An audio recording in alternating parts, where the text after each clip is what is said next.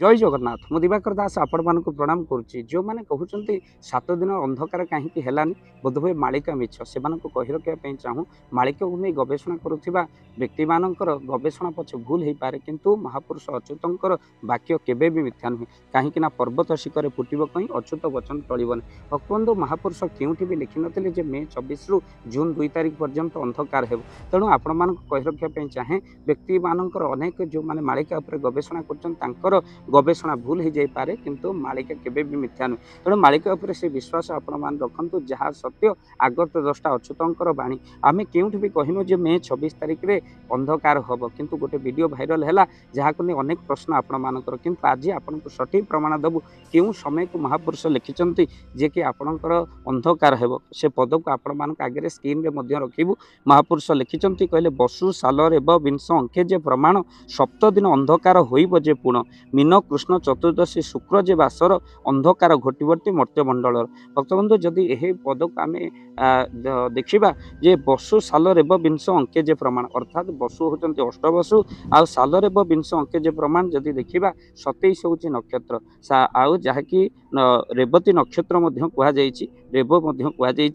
27 8 हूँ 35 अर्थात विंश अंके जे प्रमाण 2035 मसीहा कहीं परपदर प्रमाण मिलूँ 2035 मसीहा बोली कहीं महापुरुष लिखिं मीन कृष्ण चतुर्दशी शुक्र जे बासर अंधकार घोटवती मर्त्यमंडल जदि देखा मीन कृष्ण चतुर्दशी आपण मानकर 7/4/2035 आपणकर पड़ुची मीन कृष्ण चतुर्दशी शुक्र बार पड़ुची आउ ताहा अंधकार घोटवटी मर्त्यमंडल पुण लिखिं महापुरुष न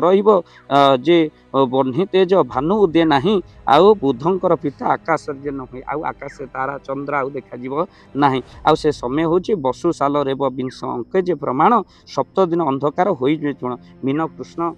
मास मीन मास कहले जहाँकि चैत्र मास आउ ए चैत्र मास चतुर्दशी जे कि आपण मान देखिए 2035 मसीहा जहाँकि शुक्रवार पड़ुची महापुरुष मध्य शुक्र जे बासर अंधकार घोटवती मर्त्यमंडल पुनश्च लिखिं जे महापुरुष आउ एक अन्य जगार लिखिं आउ एक समय कथा कहते मिथुन मासे मीन चंद्रे आउ रेवती रति बसु जे अंधार हेब 7 दिन बिजुली मारी घन घन कहले मिथुन मास हित मीन चंद्र जुग थी आउ रेवती रति बसु जे अंधार हेब 7 दिन बिजुली मारी यह एक प्रमाण रही सहित महापुरुष 7 दिन प्रमाण रखिं अकाल होइब काल बउल कुहुड़ी आसब माड़ी 7 दिन जे अंधार होइब बुद्धि ज्ञान जीव हुड़ी तत्सहित जी हारिदासंकर मालिका लिखा 7 दिन अंधकार 7 दिन जे अंधार होइब सूर्य न होइबे देखा डाहाणी चिरकुणी घरे पशिजे कहीं न करेंगे रक्षा ये 7 दिन अंधकार केबे भी आपणकर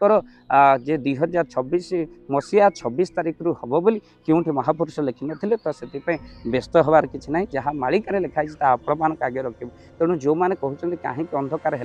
महापुरुष तो लिखि नथिले कहीं अंधकार हम आउ बेले बेले भी खड़ी कार खड़ी बणा हो तिथि लग्न न मिल सतर्क मालिका कहुई वक्ता मैंने सतर्क करने आपण मानक कहते तेणु केतबे खड़िकार खड़ी बणा हो सृष्टि जार दृष्टि तार जगन्नाथ महाप्रभु विश्व को परिचालना करुँच बेले बेले संसार को रक्षा निमंते मालिकार जो कथा लिखा जाइए दुर्विपाक ये ताकू बदल पारते निज कृपा बल अनेक लिखाई जे अग्नि वर्षा होगा सहित अनेक मालिकार लिखाई जे भयंकर कूड़ कूड़ शब गदा होबार कथा अनेक कथा लिखाई जगन्नाथ निज कृपा बदले बदल पारि प्राणी को सुरक्षा दे पारि तेणु मालिकार जे पर्टिकुलर लिखाई बोले घटना घटव ताहा आपण मान आगे आम कहूँ ये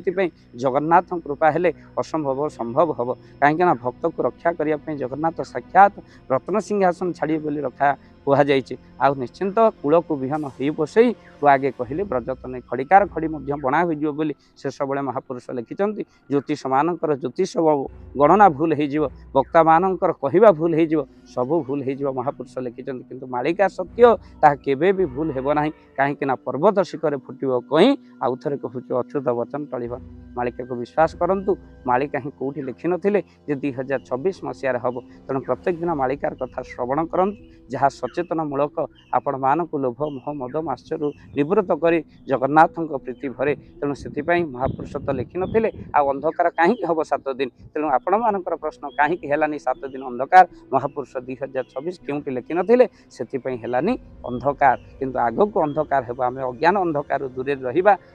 ମୋ ଘରେ ଜ୍ଞାନ ଦୀପ ଜାଳି ଅଜ୍ଞାନ ଖଣ୍ଡ ବନବାଳି। ଭିଡ଼ିଓକୁ ସେୟାର କରିବେ। ଯେଉଁମାନଙ୍କ ମନ ଭିତରେ ମାଳିକାକୁ ନେଇ ସନ୍ଦେହ ଅଛି, ନିଶ୍ଚିତ ସେ ସନ୍ଦେହ ଏ ପଦରେ ଦୂର ହେବ, କାହିଁକିନା ପ୍ରମାଣ ସହିତ ଆପଣମାନଙ୍କୁ କହିଲି। ଜୟ ଜଗନ୍ନାଥ, ଜୟ ପଞ୍ଚସଖା।